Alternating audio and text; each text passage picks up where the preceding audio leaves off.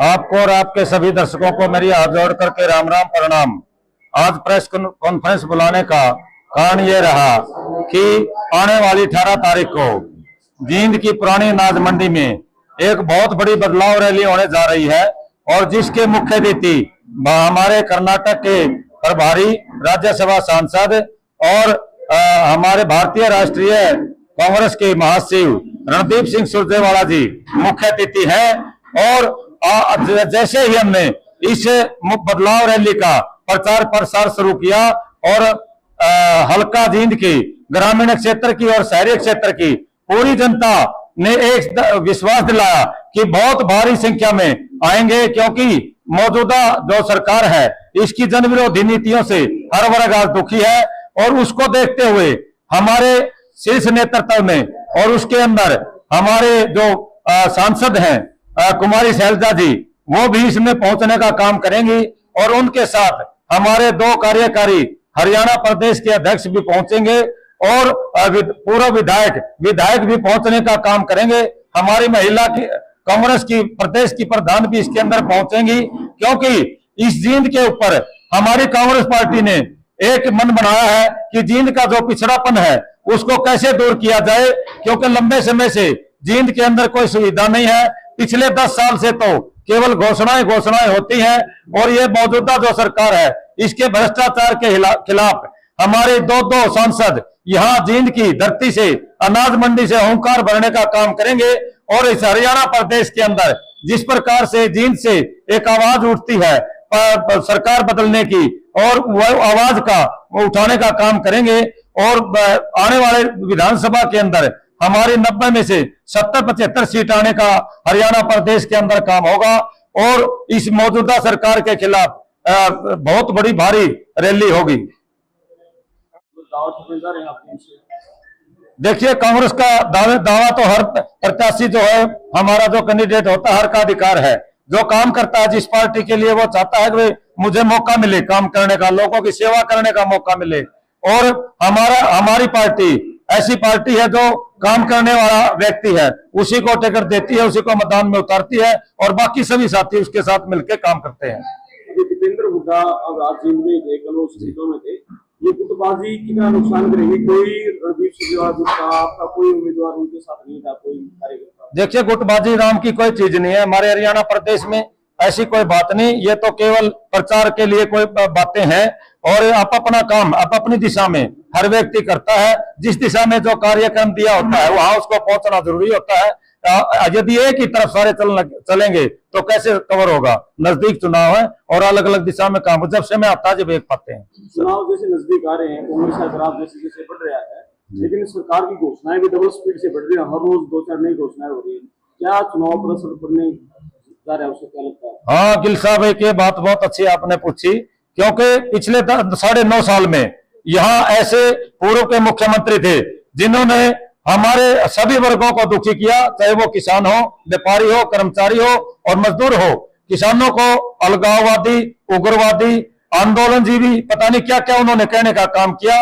और जो हरियाणा प्रदेश की जनता के साथ अन्याय उन्होंने किया, उनके देखते हुए इस सरकार ने मुख्यमंत्री बदल करके केवल झूठी घोषणाएं कराने के लिए हमारे माननीय मुख्यमंत्री जी को ये पद सौंपा। और आज वो केवल घोषणाएं मात्र हो रही हैं। केवल 2 महीने के अंदर ऐसी कोई जादू की छड़ी नहीं कि उनको लागू कर दे, और लागू करेंगे तो आज इस प्रकार से जीरी की बात है और की बात है तो उनको भाई बहुत काफी समय है। और जो घोषणाएं हो रही हैं वो केवल घोषणाएं मात्र है, वो धरातल पे नहीं होती। पिछले दिनों जिनके विधायक मीडिया ने प्रेस कॉन्फ्रेंस की थी जी, सिटी के लिए, शहर के विकास के लिए, प्रदेश के विकास के लिए, उसमें एक भागी बने और उसमें आप योगदान डालें और अधिक से अधिक शिक्षा में पहुंचने का काम करें। आप गांव में जा रहे हैं, 5 सीटें लोकसभा में कांग्रेस ने जीती, अब लोगों का क्या रिएक्शन है कांग्रेस से? देखिए, ये तो एक उदाहरण था, एक ट्रेलर था, फिल्म तो अभी बाकी है। जो भारतीय जनता पार्टी की जन विरोधी नीतियां हैं जिससे हर वर्ग दुखी है, उसका जवाब वोट की चोट से जनता ने देने का काम किया। और इसी प्रकार से आने वाले विधानसभा में 90 में से 70 सीट देने का हरियाणा प्रदेश की जनता काम करेगी और अपने भविष्य के लिए, अपने प्रदेश के भविष्य के लिए की कामना करेगी और अपने बच्चों के भविष्य के लिए काम करेंगे। क्या बड़ी समस्या है जिनको लोगों को लाभ ले जा रहे हैं लोग, सरकार से कटवाएं, विधायक से कटवाएं।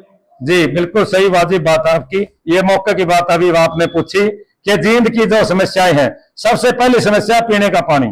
यहाँ हमारी कॉलोनियों में बहुत खारा पानी है, राम कॉलोनी हो, दूसरी कॉलोनियां हो, सभी के अंदर हमारा पीने का पानी खराब है। और पिछले 5 साल से केवल नारियल फोड़े जाते हैं और ढंगोसड़े किए जाते हैं, अखबारों में दिए जाते हैं, भाखड़ा का पानी आ रहा, भाखड़ा का पानी आ रहा। आज तक तो एक घोट पानी जींद के अंदर आई नहीं, वही खारा पानी है। दूसरे स्वास्थ्य की जो जो आदमी खाता है और सरकारी में केवल घोषणाओं में, रजिस्टरों में वो लागू करती है। दवाई की लाइन बहुत लंबी है। हमारे 56 डॉक्टरों के पद यहाँ मंजूर हैं, लेकिन केवल 18 डॉक्टर यहाँ जींद के अंदर है और बेचारे मरीज दवाई लेने के भी लिए लंबी लंबी लाइनों में, कतारों में लगे रहते हैं। इसके अलावा तीसरे नंबर पर सबसे जरूरी है शिक्षा। शिक्षा का कोई व्यवस्था नहीं। और शिक्षा जो कांग्रेस पार्टी की सरकार में यहाँ यूनिवर्सिटी बनाई गई, केवल उसके आधार पर ये काम कर रही, वो काम कर रही है। और शिक्षा के लिए कोई स्कूल अपग्रेड नहीं किया इन्होंने। केवल जो कांग्रेस पार्टी ने कन्याएं पाठशालाएं बनाई थी, उनको भी मर्ज करने का काम किया। जब तक शिक्षा ना होगी तो जवान बच्चे हमारे रोजगार नहीं करेंगे। और यहाँ उद्योग धंधे लाने के लिए कांग्रेस पार्टी की जैसे ही सरकार आएगी, हमारी पार्टी इस बात का पूरा ध्यान रखेगी कि हमारे जींद के अंदर जिस प्रकार से हाईवे है, उनके आसपास उद्योग जगत स्थापित करके हमारे नौजवानों को रोजगार देने का काम करेंगी। और विदेशों में जाने से जो पलायन है उसको रोकने का काम करेंगे। मोड़ पाएंगे अपनी तरफ बीजेपी? देखिए यूथ कहाँ मोड़ पाएगी। उन्होंने कोई सुरक्षा नाम की कोई चीज नहीं यहाँ प्रदेश के अंदर। हमारे अपहरण फरोतियां रोजाना होती हैं और हमारे जवान भटक रहे हैं, नशे की तरफ जा रहे हैं। यदि ये जो मैंने बातें आपको बताई, यहाँ रोजगार होते तो नशे की तरफ नहीं जाते। नशा एक ऐसी लत है जो जवानों को भटका रहा है। और कांग्रेस पार्टी की जैसी सरकार आएगी, हमारे ये घोषणाएं हैं कि नशाखोरी करने वालों को नजदीक नजदीक नहीं फटकने देंगे। और जब रोजगार उपलब्ध कराएंगे जवानों के लिए, तो उससे में उस तरफ ये हमारे जवान लगेंगे और नशे से बचेंगे। क्या एक स्टेज पर कांग्रेस दिखाई देगी सभी नेता? ये कांग्रेस तो है ही एक स्टेज में, ये तो एक प्रचार मात्र है। कांग्रेस एक है, हमेशा एक रही है। और जैसे ही विधानसभा चुनाव अलग से आवेदन ले रही है, हुड्डा जी अलग से आवेदन ले रहे हैं, कहीं ना कहीं गुटबाजी बनी हुई है। कांग्रेस एक है भाई साहब। अभी लोकसभा चुनाव हुए थे, सतपाल ब्रह्मचारी जी हमारे कैंडिडेट थे। पूरी कांग्रेस ने इकट्ठे होकर के चुनाव लड़ा, सोनीपत लोकसभा में भी, पूरे प्रदेश के अंदर भी। हर नेता की अलग अलग जिम्मेवारी है। जैसे रणदीप सुरजेवाला जी राष्ट्रीय महासचिव हैं, वो कर्नाटक के प्रभारी हैं। शैलजा जी राष्ट्रीय महासचिव हैं, वो छत्तीसगढ़ की और प्रभारी हैं। इस प्रकार से हर व्यक्ति का अलग अलग कार्य। कांग्रेस एक है, एक स्टेज पे भी आएगी। और भारद्वाज साहब के जो आयोजन में रैली है, उस रैली के अंदर कांग्रेस पार्टी के अंदर 9 महासचिव हैं पूरे देश में।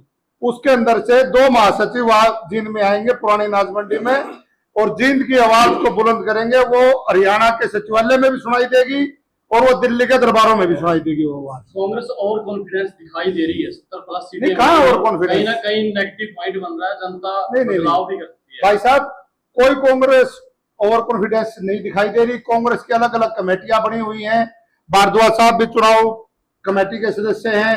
अभी हमारे साथी अशोक मलिक जी बैठे थे, वो मैनिफेस्टो कमेटी के सदस्य हैं हमारे जींद से ही। और भी बहुत सारे साथी हैं।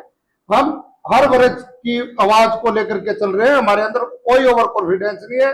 जनता का आशीर्वाद है। जींद जिले की 5 सीटें कांग्रेस पार्टी जीत रही है। मैं लाजुन की ढिल्लो, जींद जिला अध्यक्ष महिला कांग्रेस से। सभी को मेरा नमस्कार।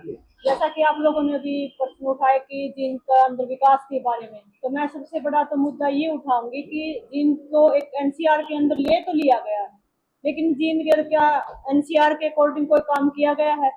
क्या यहाँ कोई नया उद्योग लगाया गया पिछले 10 साल के अंदर? यहाँ पर ऐसी कोई भी उद्योग नहीं आया, ना ही कोई ऐसा कि हमारे बच्चों को रोजगार मिले। या तो हमारे बच्चे दिल्ली तक तो पहुंचने में बड़ा असमर्थ है, क्योंकि इतना लंबा रास्ता अगर बच्चा सुबह निकलता है, हमारा कोई नौजवान सुबह यहाँ से निकलता है तो शाम को दिल्ली से वापिस आने में भी शायद रात के 12 बज जाए। और 12 बजे आपको पता कि एक असुरक्षा की भावना महसूस करता है बच्चा। तो हम चाहते हैं कि अगर जींद को या तो एनसीआर से बाहर ही निकाले या एनसीआर के अंदर ले, हम खुश हैं इसके लिए, लेकिन उसके लिए उद्योग तो स्थापित करें, उसके लिए विकास तो करें जींद का। वो तो हो ही नहीं रहा। तो ये पिछले 10 साल में चाहे जितनी आपने कहा कि कितनी घोषणाएं तो होती है, लेकिन लागू कहाँ होती है। एक मैं महिला अध्यक्ष होने के नाते कहना चाहूंगी, जैसे आपने कहा कि घोषणाएं तो अभी नई घोषणाएं तो पिछले 10 साल से होती रही, 9.5 साल से घोषणाएं। 33% महिला आरक्षण के लिए पारित कर दिया गया, लेकिन लागू नहीं हुआ। तो क्या महिलाओं का इसमें कोई दोष था? महिला तो चाहे वो किसी भी पार्टी से संबंध रखती है, सबको लाभ मिलता है। जैसे कि अब महिला है सरपंच के लिए करती है, क्या उसमें ये देखते हैं कि किस पार्टी से संबंध रखती है? तो मैं तो ये कहना चाहूंगी कि पार्टी विशेष को न देखकर ये देखे कि हर वर्ग का व्यक्ति लाभ कहाँ से लेगा। तो मैं सभी को यही आह्वान करना चाहती हूँ कि आने वाली 18 अगस्त को हमारे आयोजक रघुवर भारद्वाज जी और हमारे सांसद श्री रणदीप सिंह सुरजेवाला जी और हमारे जो भी मुख्य अतिथि यहाँ पर मौजूद रहेंगे, उनकी आवाज में हम सब इकट्ठा खड़े होकर हम चाहते हैं कि हमारे जींद का विकास हो और एक अच्छा जींद को हम देखना चाहते हैं। 18 गरीबों के बच्चे लगे बगैर खर्ची के, जो पहले की सरकार थी पैसे लेकर बच्चे लगते थे। नहीं, ऐसा कुछ नहीं है, आपको नहीं पता। ये सिर्फ मैं बताती हूँ, इसमें क्या होता है, बड़ी जो नौकरियां होती है उसके अंदर मोटा पैसा लिया गया है। ये ग्रुप डी के अंदर कि मामूली सा कहीं ना कहीं थोड़ा बहुत जहां हुआ है, उस ग्रुप डी में इतना कोई ना तो ऐसा किसी को पैसा मिलता ना वहाँ कुछ, और उसमें भी अगर अंडरग्राउंड देखे ना तो मैं बताती हूँ जहाँ नीचे जहाँ भी है वहाँ यहाँ बोलती नहीं सरकार में। ये बड़ी समस्या है कि यहाँ बाहर कुछ नहीं बताया जाता, जो होता है अंदर है। जैसे अभी आपने देखा पिछले लोकसभा चुनाव में जहां यूं लगता दिखाई दिया कि कांग्रेस का ग्राफ बढ़ रहा है, वहां पर ईडी बिठा दी जाती है। तो इसका आप मत मानिए कि यहाँ पर बिना खर्ची पर्ची का काम होता है, बल्कि मैं ये कहूंगी कि इतनी चरम सीमा पर चला गया है कि लोग एफर्ट भी नहीं कर पा रहे। मैडम 18 हो गया तेरा